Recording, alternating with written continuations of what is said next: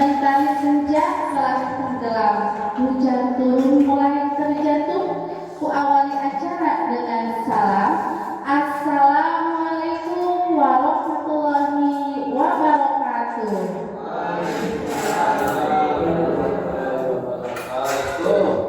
Alhamdulillahirabbil alamin wa bihi nasta'inu ala umuri dunya waddin wa ala alihi wa sahbihi ajmain amma ba'du. Kepada Bapak Kepala Sekolah SD Negeri 4 Cimanggu yang saya hormati, kepada Bapak Ibu peserta destinasi yang berbahagia, alhamdulillah kita panjatkan puji dan syukur kehadiran Allah Subhanahu wa taala yang mana dalam kesempatan kali ini sudah memberikan kita untuk berkumpul di tempat ini untuk mengikuti diseminasi penyebaran budaya positif. Sholawat dan salam semoga tercurah limpahkan kepada junjungan alam yakni Nabi Muhammad Shallallahu Alaihi Wasallam. Mudah-mudahan kita sebagai umatnya mendapatkan syafaatnya di yaumil akhir. Baik, sebelum kita membuka acara ini, alangkah baiknya kita berdoa terlebih dahulu. Kita buka acara ini dengan bacaan basmalah bersama-sama.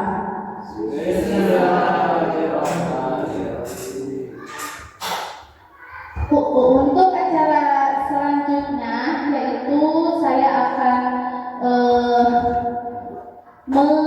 menerangkan tentang diseminasi penyebaran budaya positif. Tapi sebelumnya saya ingin mengecek semangat Bapak Ibu guru dulu. Apakah Bapak Ibu semangat? Semangat. Kalau saya bilang selamat pagi, jawabannya apa Bu? Pagi. Ya, pagi. Selamat pagi Bapak Ibu. Pagi. Kalau saya bilang SDN 4 Cimanggu, jawabannya apa Bu? Luar biasa. Siap Bapak Ibu? Ya. SDN 4 Cimanggu. SDN 4 Cimanggu. Ya. Terima kasih, tepuk tangan untuk kita semua. Ini adalah salah satu tugas di program guru penggerak yang ada di modul 1.4. Selanjutnya yaitu di sini ada pertanyaan pemantik ya Bapak Ibu. Nah, nanti Bapak Ibu bisa menjawab setuju atau tidak terkait dengan pertanyaan-pertanyaan ini.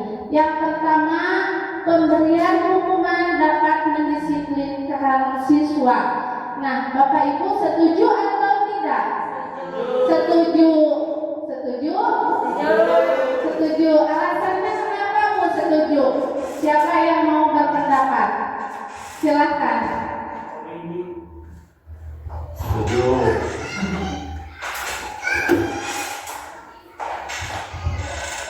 Saya coba menjawab karena dengan memberi hukuman siswa menjadi takut untuk melanggar aturan. Begitu Ibu. Ya, terima kasih atas jawabannya. Untuk jawaban yang kedua, untuk pertanyaan yang kedua, pemberian hadiah meningkatkan prestasi siswa. Setuju atau tidak, Bu? Setuju.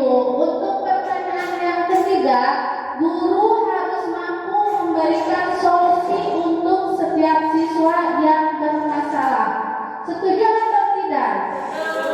Setuju. Ada yang mau berpendapat, Bu? Kenapa Ibu, Bapak menjawab setuju? Bagus. Bagus, mau menjawab, Pak?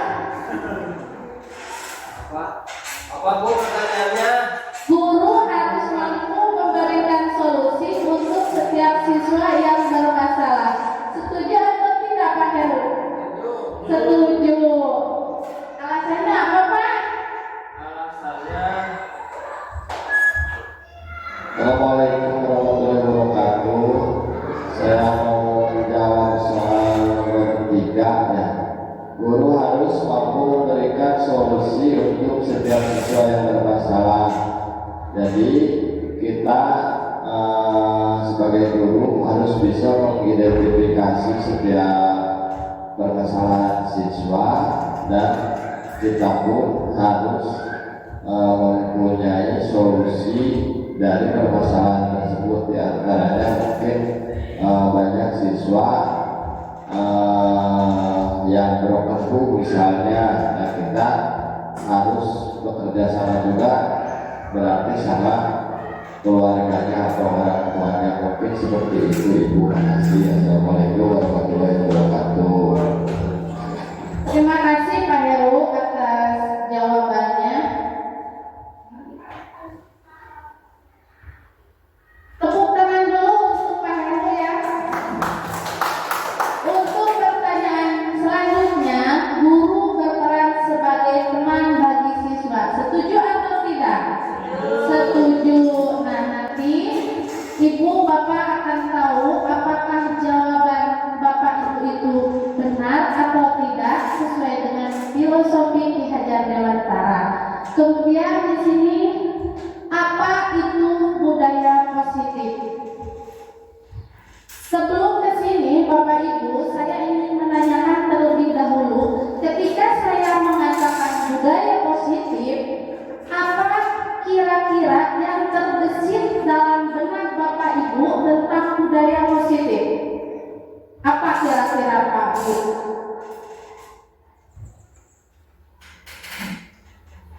Budaya yang baik. Budaya yang baik. Apalagi Bu selain budaya yang baik, mengenai budaya positif, nilai-nilainya atau keyakinan universalnya, nilai-nilai kebajikan.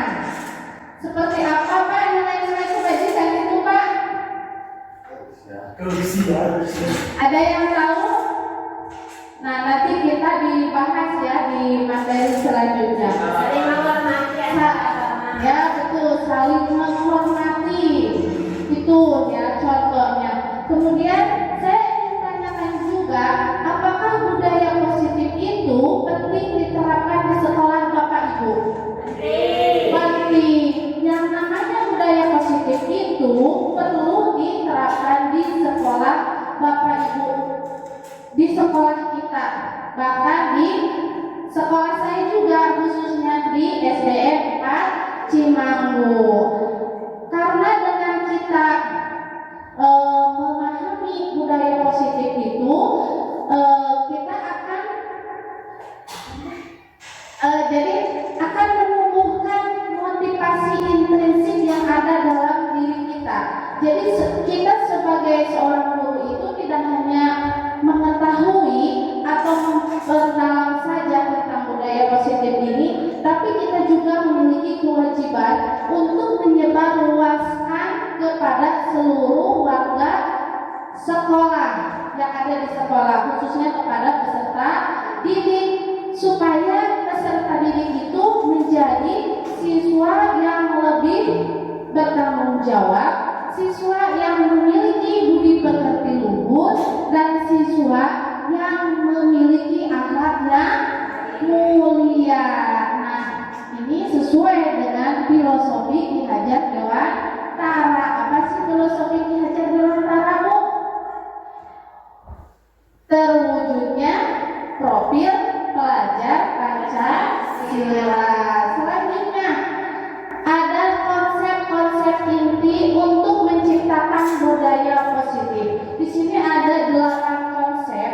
Yang pertama ada perubahan paradigma belajar, yang kedua disiplin positif, yang ketiga motivasi perilaku manusia, yang keempat kebutuhan dasar, yang kelima posisi kontrol, yang keenam restitusi, yang ketujuh keyakinan kelas, dan yang kedelapan segitiga restitusi.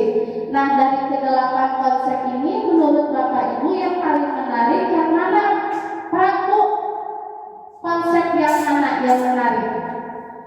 Semua.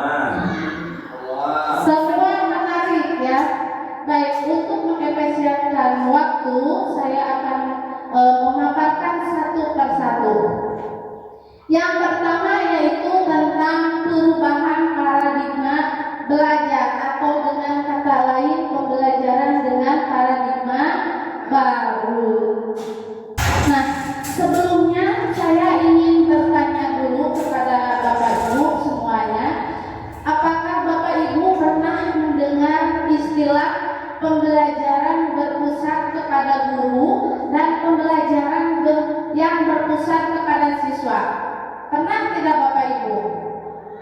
Pernah, pasti sudah mengetahui ya Bu, sudah pernah mendengar kedua istilah tersebut. Nah, sekarang yang saya ingin tanyakan kepada Bapak Ibu semuanya, sekarang ini pembelajaran apa yang sudah Bapak Ibu lakukan, laksanakan di sekolah Bapak Ibu? Apakah Bapak Ibu sudah menggunakan pembelajaran yang berpusat pada guru atau pembelajaran yang berpusat kepada siswa? Siapa di sini yang mau berpendapat? Saya berpusat pada siswa, Bu.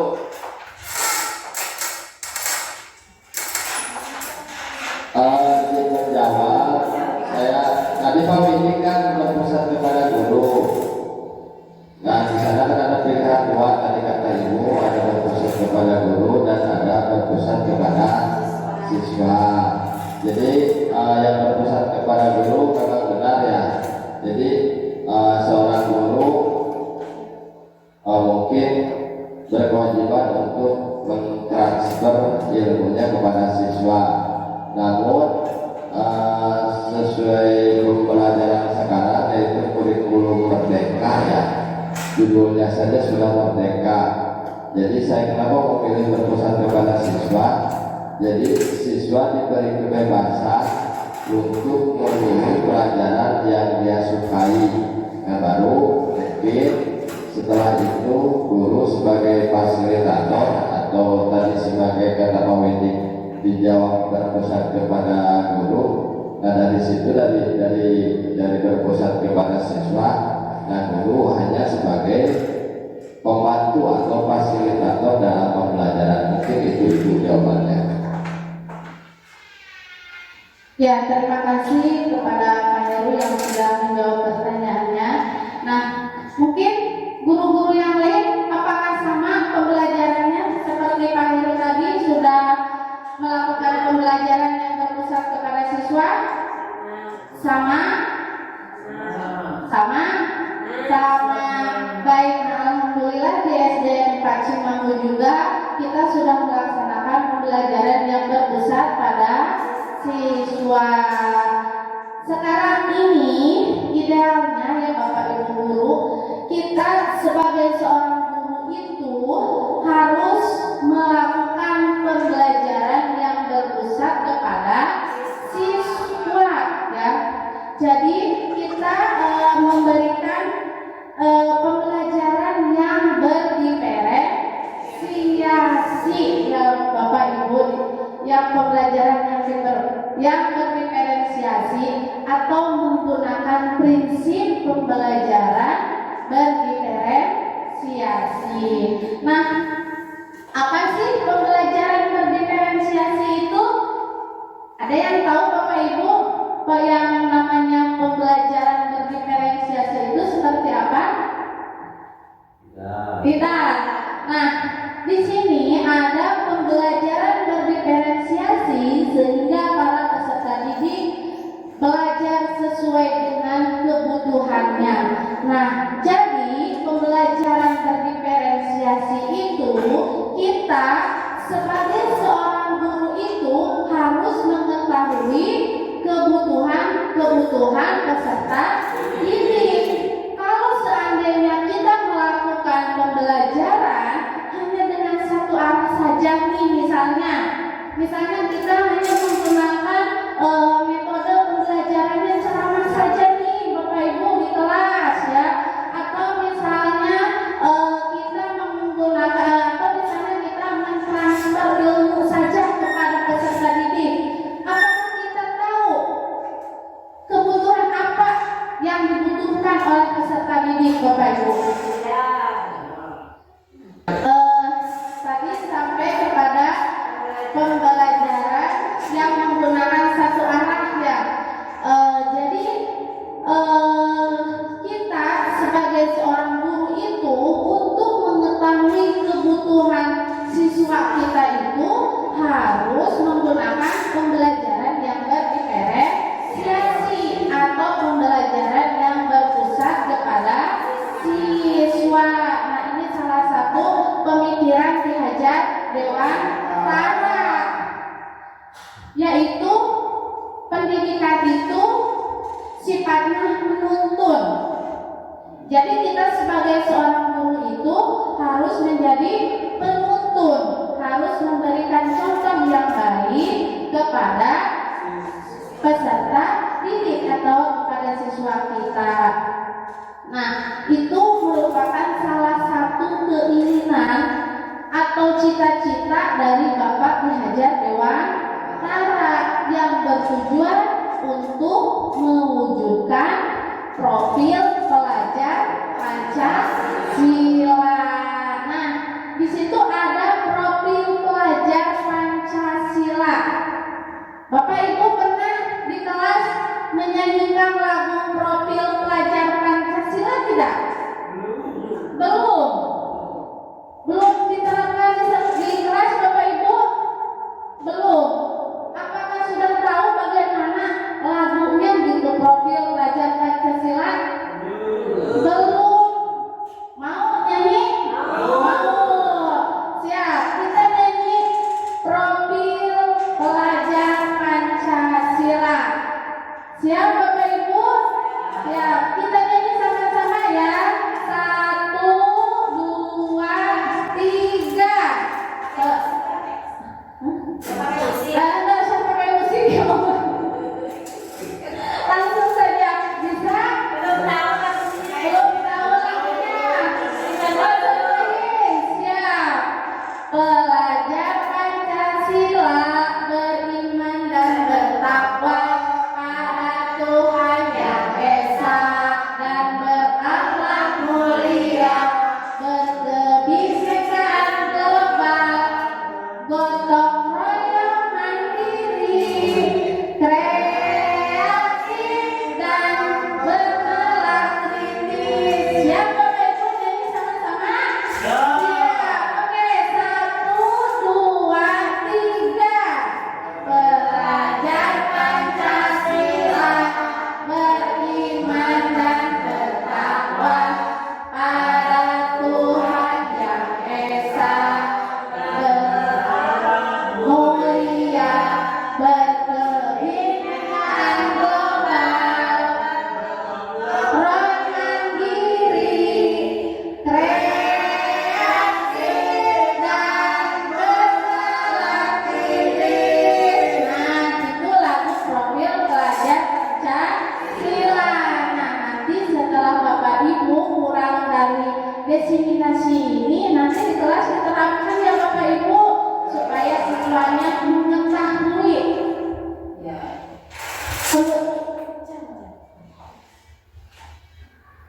Kemudian ada 6 dimensi dalam profil pelajar Pancasila. Apa aja sih ke-6 dimensi profil pelajar Pancasila itu? Ada yang tahu? Yang pertama tadi, yang pertama beriman, bertakwa kepada Tuhan Yang Maha Esa dan berakhlak mulia. Jadi kita menginginkan siswa yang beriman kepada Tuhan Yang Maha Esa dan bertakwa kepada Allah Subhanahu wa Ta'ala serta berakhlak mulia. Jadi siswa memiliki perilaku yang baik. Yang kedua, apa yang kedua? Berkebinekaan tunggal. Maksudnya global, ya, berkebinekaan global. Maksudnya di sini itu berkaitan dengan menjunjung tinggi nilai-nilai kebudayaan. Kan di Indonesia itu kita itu memiliki banyak sekali kebudayaan daerahnya. Selanjutnya yaitu bergotong royong. Bergotong royong di sini bukan berarti kita hanya terpaku kepada kebersihan di sekolah saja, gitu ya Bu. Tapi gotong royong di sini adalah kita bekerja sama atau berkolaborasi, baik itu antara siswa dan siswa atau antara guru dan siswa. Kemudian mandiri. Mandiri di sini seperti apa? Siswa yang bertanggung jawab. Kemudian kreatif.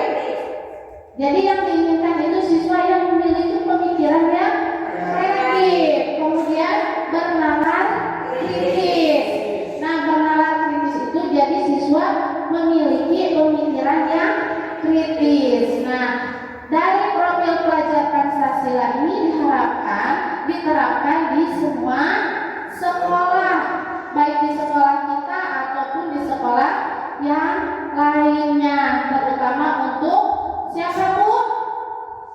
Untuk peserta didik, khususnya ini harus diterapkan kepada peserta didik.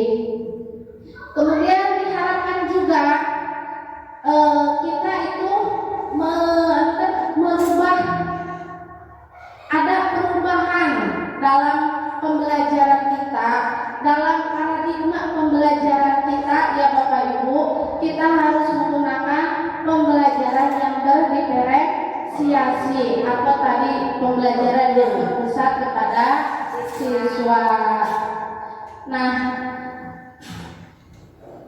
ini sesuai dengan tadi Bapak Ki Hajar Dewantara, filosofi Bapak Ki Hajar Dewantara, yaitu mewujudkan profil pelajar Pancasila. Selanjutnya ada miskonsepsi tentang teori kontrol. Nah, jadi ternyata Bapak Ibu ya, kita beranggapan sebagai seorang guru itu kita berhak dan bisa mengontrol siswa-siswa kita. Padahal sebenarnya tidak Bapak Ibu. Itu hanya sebuah miskonsepsi atau hanya sebuah ilusi belaka, khayalan gitu ya. Contohnya di sini contoh ilusi guru mengontrol murid. Contohnya. Nah, ketika Bapak Ibu guru misalnya memerintah peserta didik kita untuk melakukan sesuatu, atau misalnya ada siswa yang memiliki perilaku buruk atau perilaku yang tidak baik. Nah, kita sebagai seorang guru meminta siswa untuk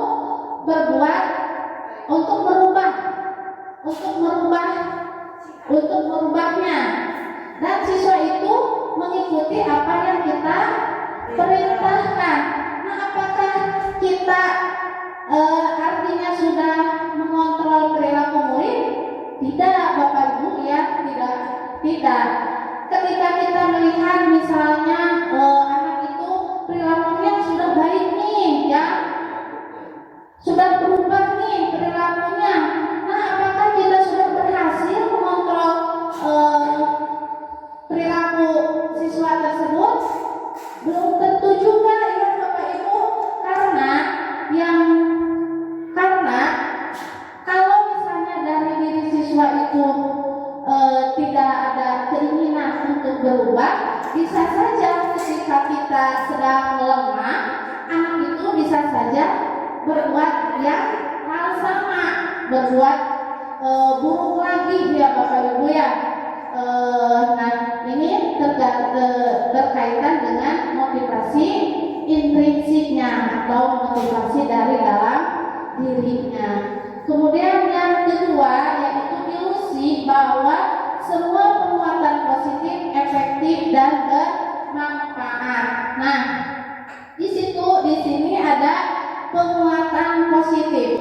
Penguatan positif itu lebih ke bujukan atau rayuan ya Bapak Ibu. Ketika kita membujuk siswa,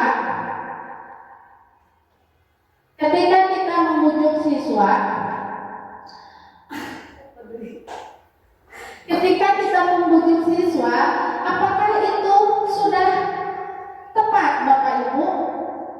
Belum tentu ya, belum tentu.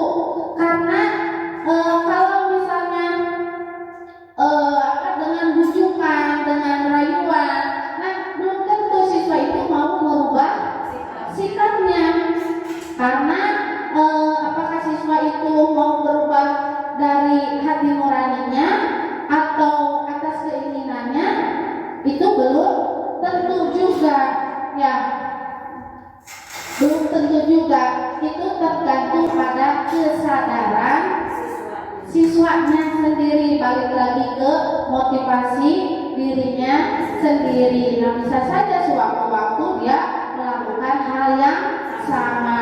Kemudian yang ketiga, ilusi bahwa kritik dan membuat rasa bersalah mampu menguatkan karakter. Nah, ini juga ilusi ya Bapak Ibu. Pada saat kita mengkritisi siswa dan siswa membuat merasa bersalah, kemudian siswa mau berubah, nah itu juga belum tentu Bapak Ibu ya.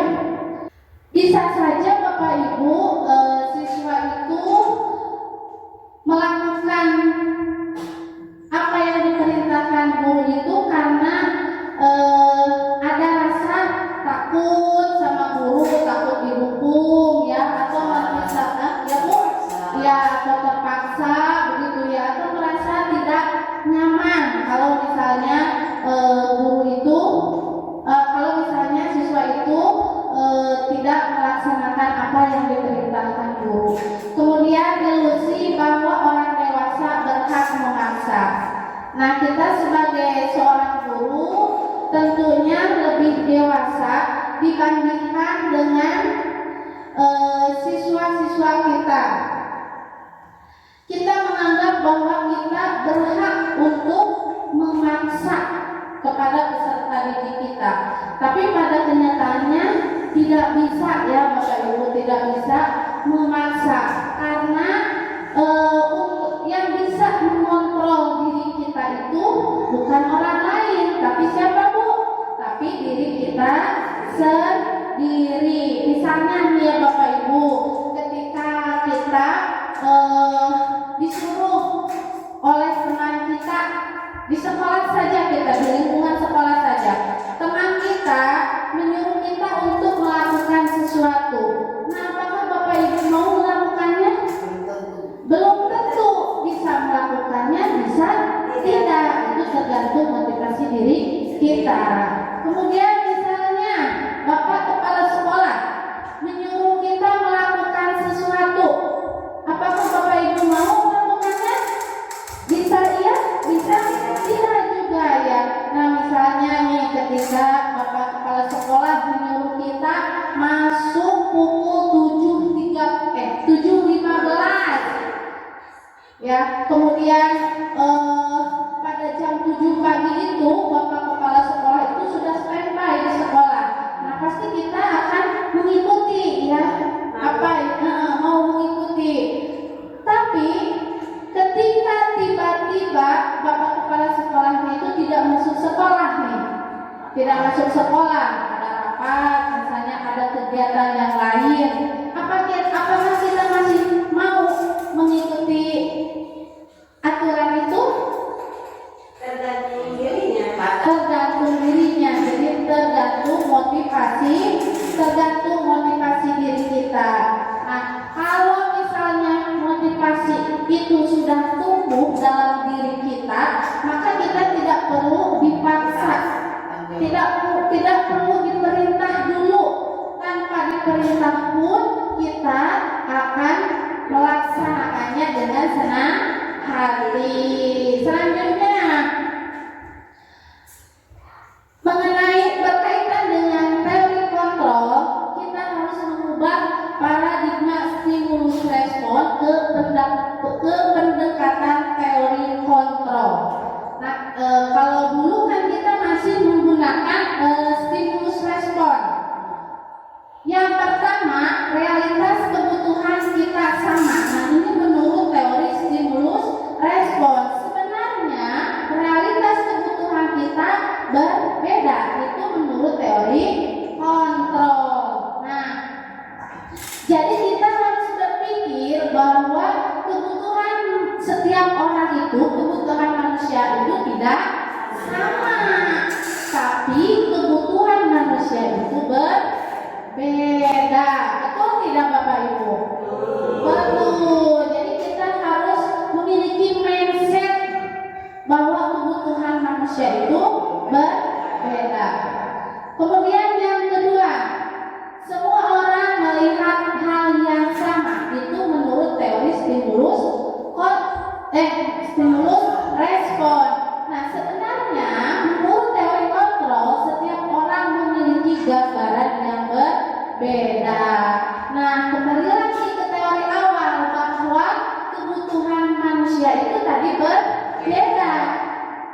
pasti gambarannya pun berbeda. Gambaran itu seperti apa? Keinginannya, harapannya, cita-citanya itu pasti berbeda tentang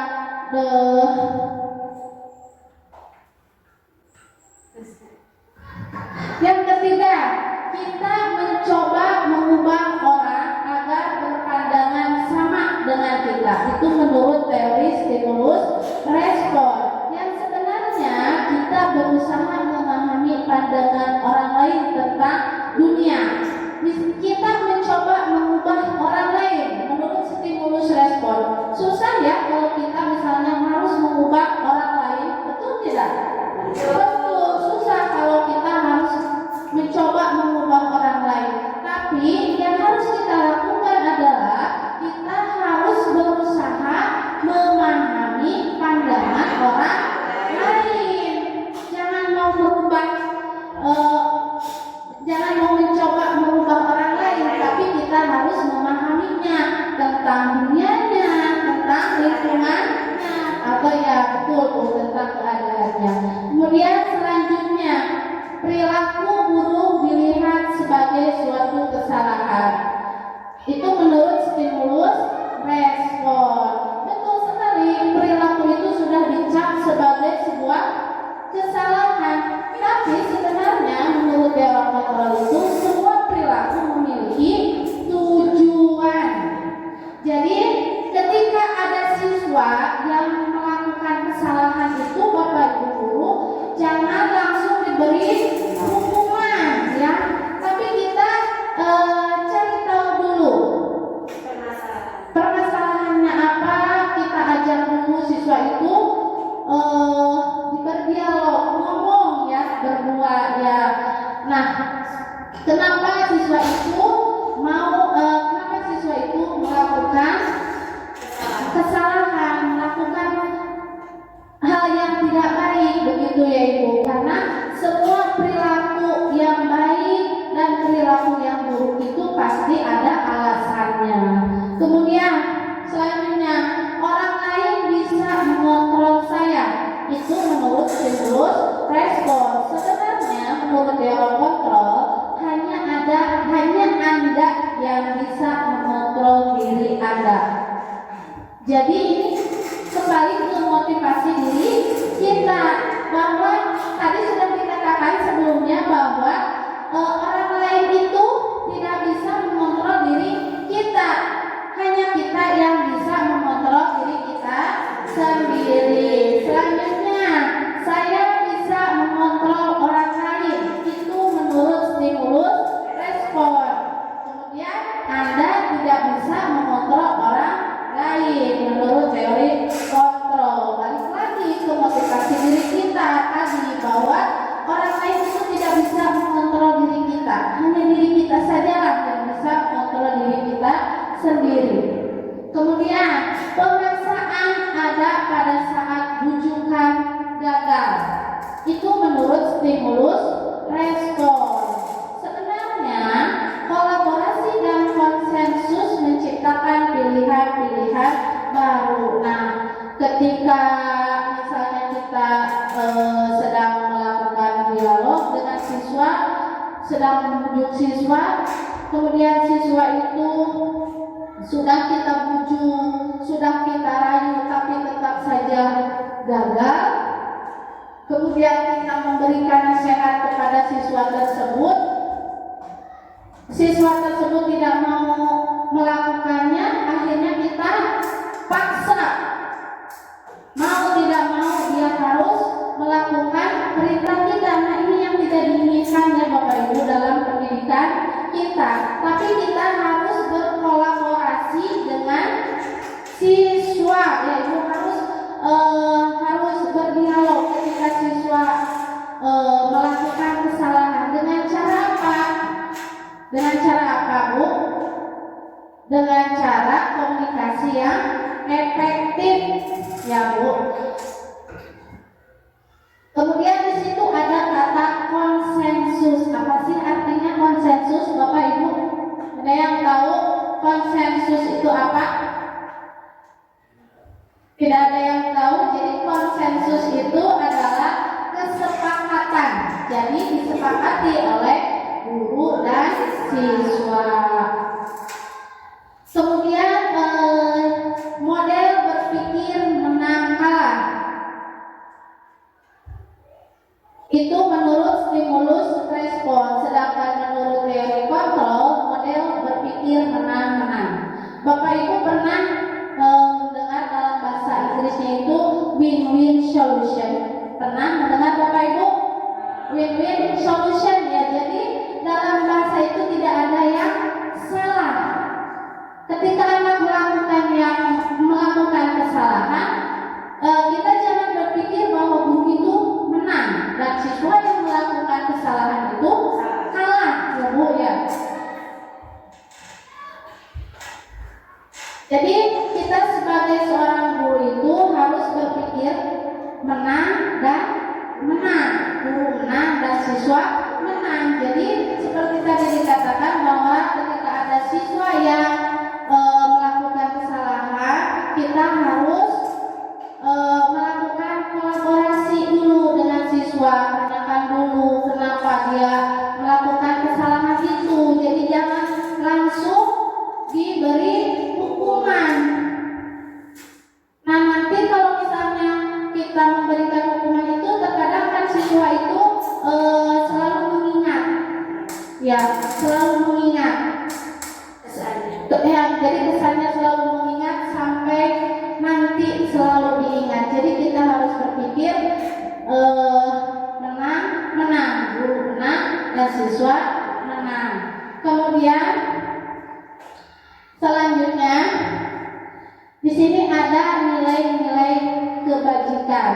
Nah, nilai-nilai kebajikan ini adalah nilai yang disepakati bersama, lepas dari suku bangsa, agama, bahasa maupun latar belakangnya. Nah, contohnya di sini ada nilai kebajikan dari institusi atau organisasi. Menurut Bapak Ibu, nilai-nilai kebajikan itu seperti apa? Ada yang tahu? Tidak. Nilai-nilai yang baik. Nah, di sini kita lihat contoh ya Bapak Ibu. Saya mengambil contoh ada 3 ya. Yang pertama, profil pelajar Pancasila. Beriman, nah nilai-nilai kebajikannya beriman dan bertakwa pada Tuhan Yang Maha Esa dan berakhlak mulia, berkebinekaan global, gotong royong, mandiri, kreatif dan bernalar kritis. Nah, ini merupakan nilai-nilai kebajikan. Nilai-nilai kebajikan yang harus diserap, yang harus diterapkan ya di sekolah. Kemudian ada Ibu Primarius program.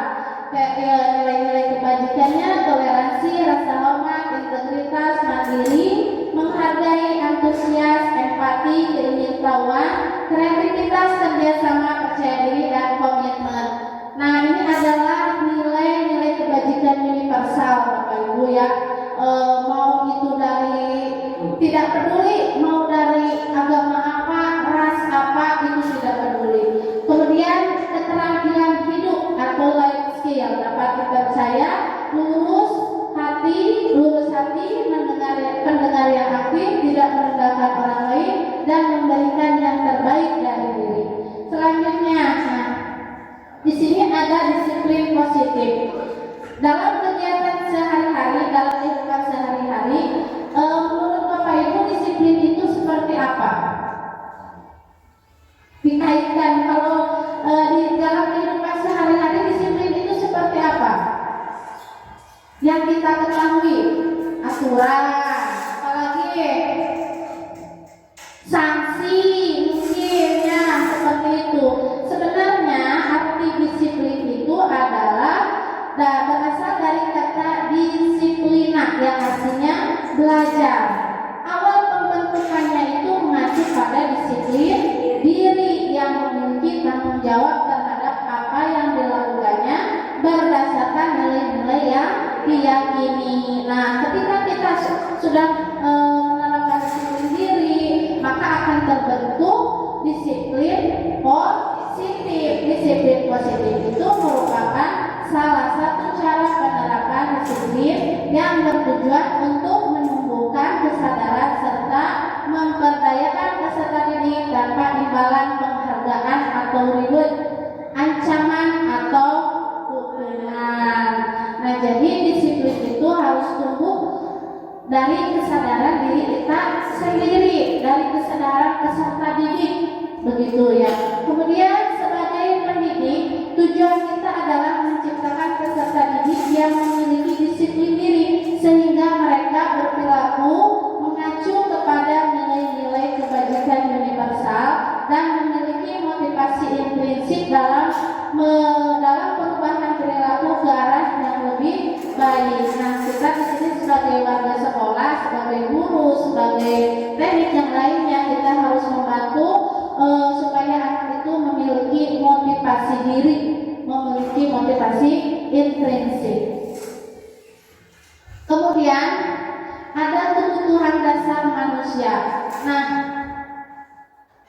ini kebutuhan dasar itu kepada kita, kepada peserta didik juga, kita peserta didik juga ya.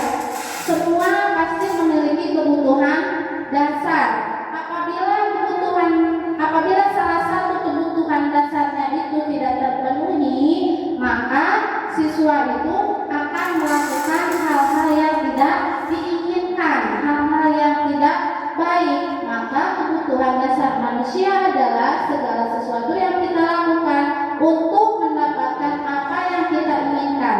Seluruh tindakan yang kita lakukan memiliki tujuan tertentu, dan semua usaha terbaik yang kita lakukan adalah dalam rangka agar kebutuhan dasar kita terpenuhi dengan baik. Nah, kita sebagai guru harus mengetahui kebutuhan dasar peserta didik kita,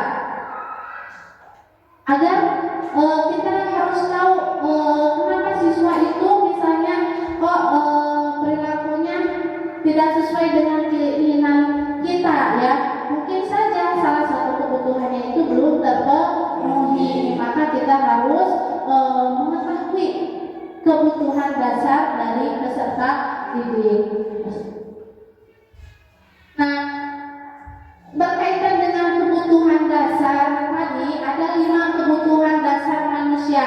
Yang pertama, bertahan hidup.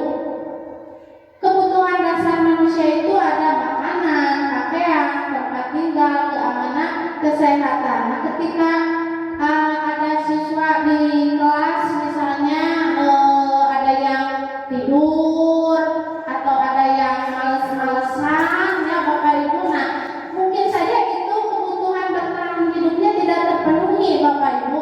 Mungkin saja dia belum makan dari rumahnya, atau misalnya kesehatannya sedang terganggu, atau mungkin karena tempat tinggalnya misalnya kena banjir begitu. Jadi kita harus tahu ya, harus tanya dulu kenapa dia di kelas itu tidur seperti itu. Kemudian kasih sayang dan rasa diterima. Rasa diterima, dipedulikan, berbagi, kerjasama menjadi bagian dari kelompok. Nah, ketika kita melaksanakan pembelajaran di kelas itu kan Bapak Ibu guru sering melaksanakan pembelajaran kelompok, belajar kelompok ya. Misalnya di satu kelompok itu ada 5 orang dan satu orang itu dia terlihat menyendiri Bapak Ibu ya. Nah, kita harus kemudian siswa tersebut tidak bekerja sama dengan kelompoknya. Kita kemudian ada siswa yang terus ngomong ke gurunya, laporan bahwa siswa tersebut tidak mau mengikuti, tidak mau bekerja sama dengan kelompok yang lainnya. Nah, mungkin saja Bapak Ibu itu kebutuhan kasih sayang dan rasa diterimanya tidak terpenuhi, karena misalnya dalam satu kelompok itu tidak ada teman dekatnya misalnya, jadi dicoekin gitunya. Jadi rasa diterima, kurang diterima dalam kelompoknya itu tidak dipedulikan misalnya seperti itu. Kemudian penguasaan. Nah, dari kebutuhan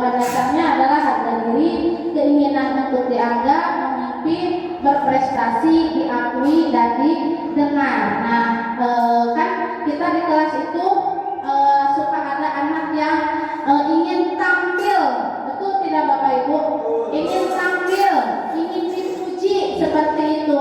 Nah itu anak itu sedang memenuhi kebutuhan dasar penguasaannya. Anak itu ingin diakui, anak itu ingin dianggap, dan anak itu ingin dihargai. Kemudian kebebasan, mandiri, memiliki pilihan, mencoba hal baru, mampu mengendalikan arah dirinya. Nah, kemudian kesenangan, bermain, humor, antusiasme, dan tertawa. Nah, Bapak Ibu, ketika ada siswa di kelas yang tertawa, itu jangan dimarahi ya Bapak Ibu, jangan dimarahi. Mungkin itu adalah kebutuhan dasarnya, ingin bersenang-senang, misalnya seperti itu. Dan ketika kita mengajar juga jangan selalu serius-serius amat ya. Kita juga harus ada humornya. Jadi harus belajar, bermain sambil belajar. Nah, seperti itu. Terus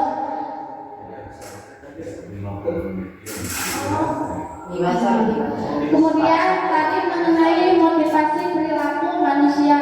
Tadi motivasi perilaku manusia itu ada dua, ada perilaku motivasi dari luar dan ada motivasi dari dalam. Nah, kadang kan ada siswa yang motivasinya untuk menghindari ketidaknyamanan atau hukuman ya. Jadi siswa mau melakukan apa saja karena takut oleh guru, takut dihukum.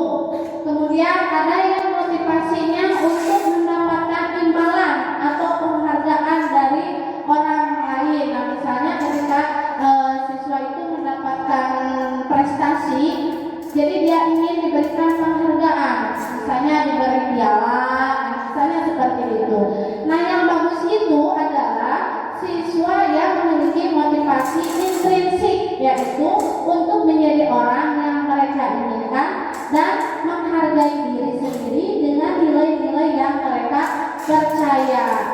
Selanjutnya, mengenai tadi ada di sini ada hukuman, konsekuensi dan restitusi. Nah, kalau hukuman dan konsekuensi mungkin Bapak Ibu sudah tahu. Kalau restitusi saya sendiri baru mengetahuinya di program guru penggerak ini. Kok ada ya yang namanya restitusi. Saya mempelajarinya di guru penggerak ini. Hukuman tidak terencana, tiba-tiba murid tidak tahu apa yang akan terjadi atau tidak dilibatkan, bersifat satu arah, berupa hukuman fisik atau psikis. Nah, jadi contohnya misalnya ketika siswa datang terlambat ke sekolah. Siswa datang terlambat ke sekolah, kemudian guru pikir menghukum siswa tersebut misalnya dengan nyapu halaman, misalnya nyapu lantai. Nah, seperti itu. Itu kan siswa tidak tahu kita hukumannya seperti apa dan bersifat satu arah, hanya guru saja. Kemudian hukumannya berupa fisik atau psikis. Tadi kalau berupa fisik nyapu lantai, terus membersihkan WC. Nah, kalau psikis itu dari kata-kata kita, dari omongan kita. Nah, di sini hati-hati ya, kita sebagai guru itu jangan melontarkan kata-kata yang menyakitkan hati siswa. Nanti akan terbawa sampai besar, nanti sampai kapanpun dia pasti akan selalu mengingatnya. Kemudian konsekuensi terencana, disepakati sesuai aturan, murid tetap dibuat tidak nyaman, sikap guru selalu memonitor murid. Nah, kalau berhubungan dengan konsekuensi itu berarti tata tertib misalnya yang sudah disepakati oleh guru dan dibuat oleh guru, dan konsekuensinya pun sudah pasti, sudah ada. Jika melanggar peraturan, misalnya siswa melanggar peraturan, nah dia sudah tahu konsekuensinya seperti ini misalnya. Kemudian restitusi, proses menciptakan kondisi bagi murid untuk memperbaiki kesalahan. Proses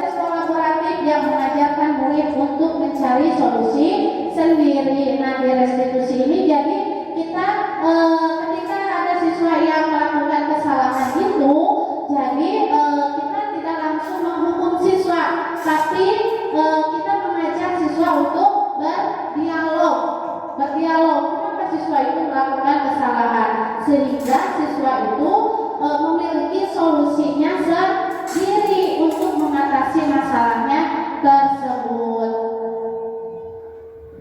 Ada 5 posisi kontrol guru, ada penghukum, ada pembuat rasa bersalah, teman, pemantau, manajer. Nah, saya ingin tanya,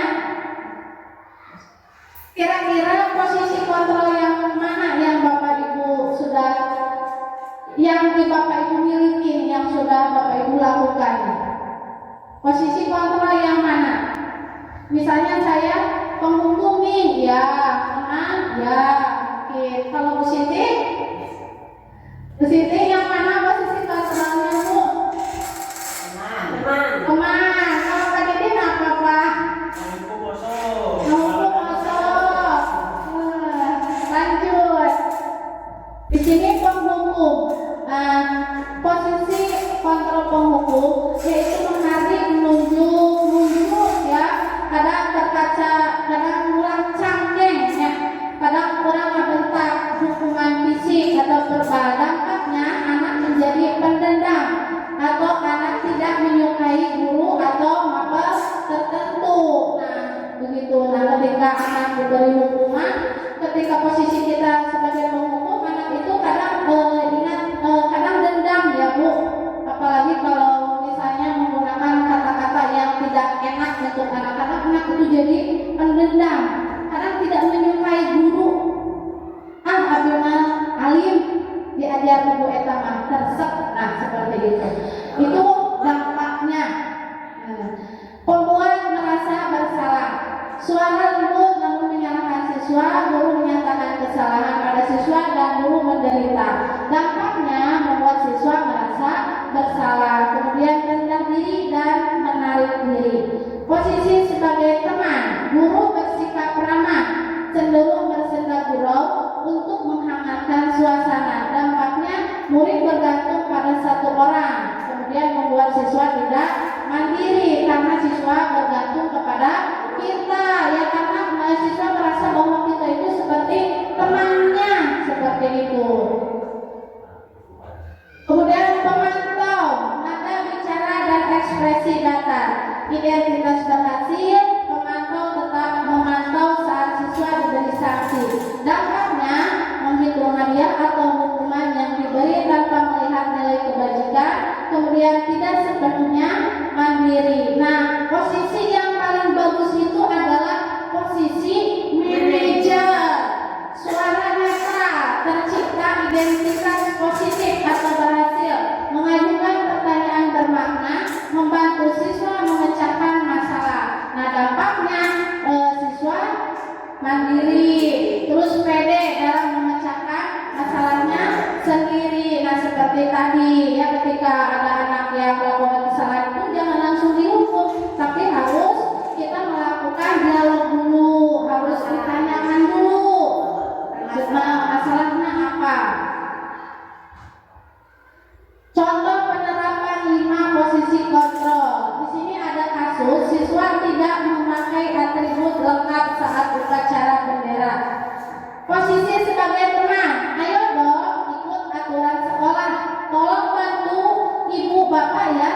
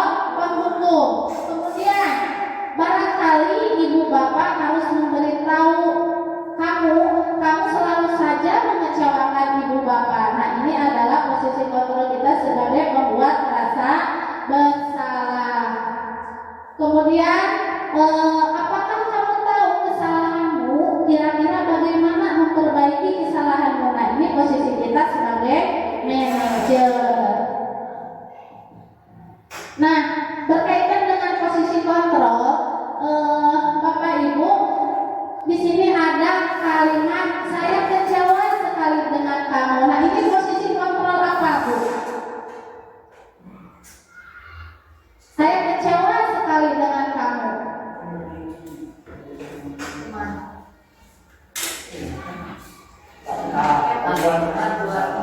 Membuat merasa bersalah. Kemudian kamu tidak pernah benar melakukannya. Posisi kontrol apa ini? Hukum, betul sekali Bu Siti. Lanjut. Ayolah, lakukan demi Bapak Ibu ya. Ini posisi kontrol apa? Teman, betul. Lanjut. Kamu tidak pernah mendapat nilai jika tidak mengerjakan tugas. Posisi kontrol apa ini?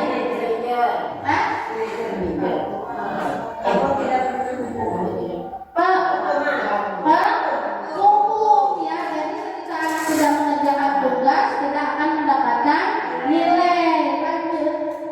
Apa rencanamu untuk menyelesaikan masalah ini? Ini posisi kontrol apa? Manajer. Jadi ditanya dulu ya siswanya.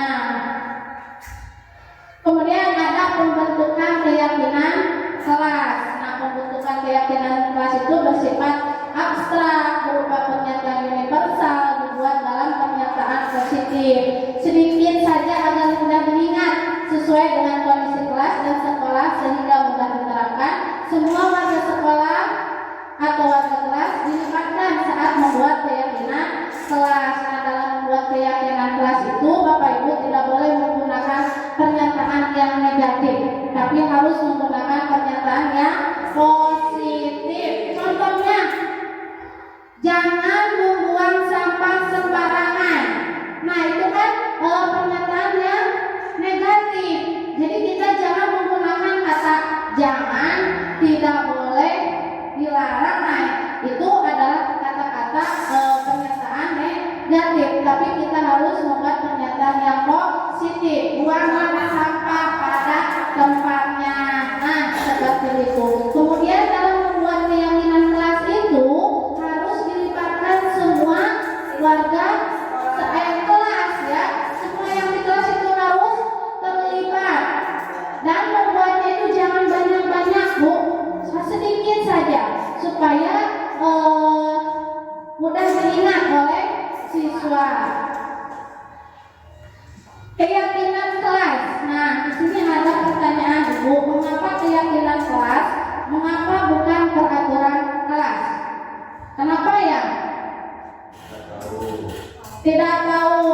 Kalau keyakinan kelas itu muncul dari dirinya sendiri, sedangkan peraturan kelas itu, peraturan itu kan sudah dibuat oleh guru ya. Maka kita di kelas itu bukan membuat peraturan kelas, tapi keyakinan kelas.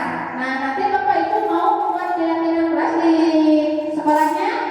Oh, ya nanti diterapkan ya di sekolah. Buat bersama siswa Bapak Ibu.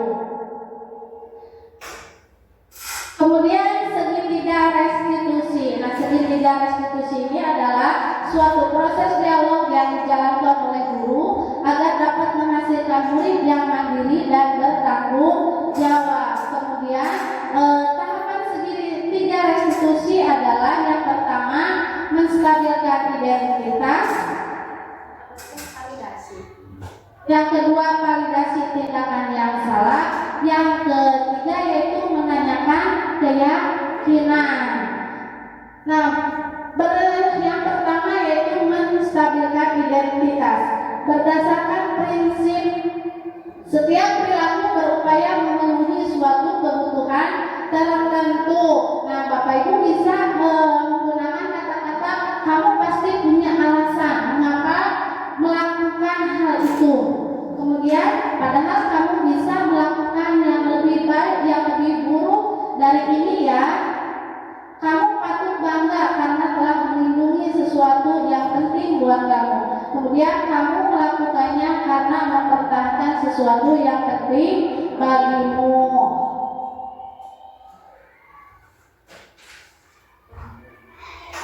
Kemudian validasi tindakan yang salah. Nah, berdasarkan prinsip membuat kesalahan adalah bagian dari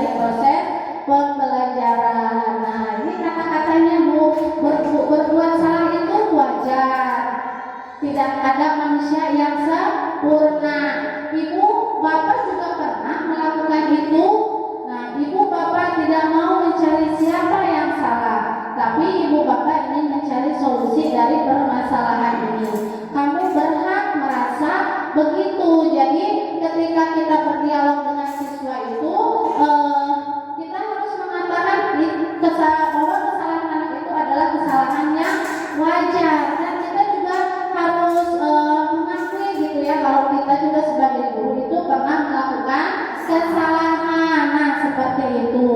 Lanjut, menayangkan keyakinan berdasarkan prinsip teori kontrol bahwa pada dasarnya kita termotivasi secara intrinsik. Nah, kata-katanya seperti ini. Apa keyakinan kelas kita? Nilai-nilai apa yang telah disepakati bersama? Seperti apa gambaran sebuah kelas yang ideal menurut kamu? Kamu ingin menjadi orang yang seperti apa? Nah, ketika kita sudah tadi menanyakan bahwa misalnya kesalahan itu adalah kesalahan yang wajar. Kemudian kita tanya ke siswa, keyakinan kelas, kamu ingat tidak dengan keyakinan kelas yang sudah kita sepakati misalnya. Nah, kemudian tanyakan nilai apa yang sudah kamu langgar. Kemudian tanyakan juga konsekuensinya. Jika kamu melanggar nilai tersebut, nah konsekuensinya apa? Kemudian ditanyakan seperti itu kepada siswa, ya Bu.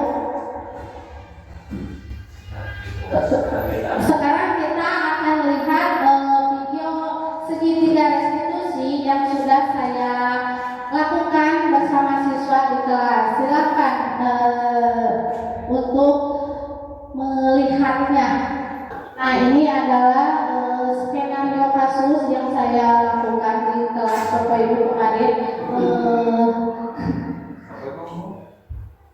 Ini ada anak, salah satu siswa ketika belajar itu mengambil pensil temannya tanpa seizin temannya.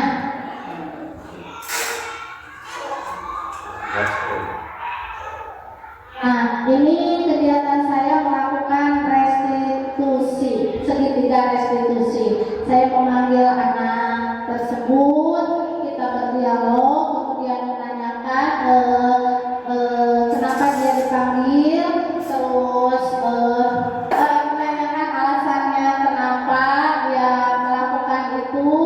Kemudian saya menanyakan keyakinan kelas apa yang sudah dia langgar, seperti itu, dan sampai pada tahap siswa itu menemukan solusinya sendiri. Jadi dengan segitiga restitusi ini anak itu jadi tidak akan membuat anak itu merasa gagal gitu ya, tapi dia akan merasa dirinya itu berhasil begitu. Jadi begitu ya Bu, yang dapat memperbaiki dirinya. Itu Bapak Ibu ya video yang saya dapat tayangkan ya kepada Ibu Bapak Ibu semuanya. Nanti Bapak Ibu bisa melaksanakannya di sekolah ya, diterapkan ya Bapak Ibu setelah diseminasi ini. Ilmu yang Ibu Bapak dapatkan sekarang ini nanti terapkan ya di sekolah. Jadi ketika ada siswa yang melakukan kesalahan itu, Bapak Ibu jangan langsung menghukum ya, tapi harus memanggil anak tersebut, kemudian ditanyakan dulu kesalahannya. Siap Bapak Ibu untuk melaksanakannya di sekolah? Baik Bapak Ibu, acara ini terima kasih telah hadir dalam acara diseminasi ini. Mudah-mudahan Bapak Ibu semua mendapatkan ilmu yang bermanfaat dan bisa dilaksanakan di sekolah Bapak Ibu. Saya tutup acara ini. Wabillahi taufiq wal hidayah. Wassalamualaikum warahmatullahi wabarakatuh. Terima kasih Bapak Ibu semuanya. Hari ini Ibu akan mengajak kalian untuk membuat keyakinan kelas itu dibuat dan disepakati oleh siswa kelas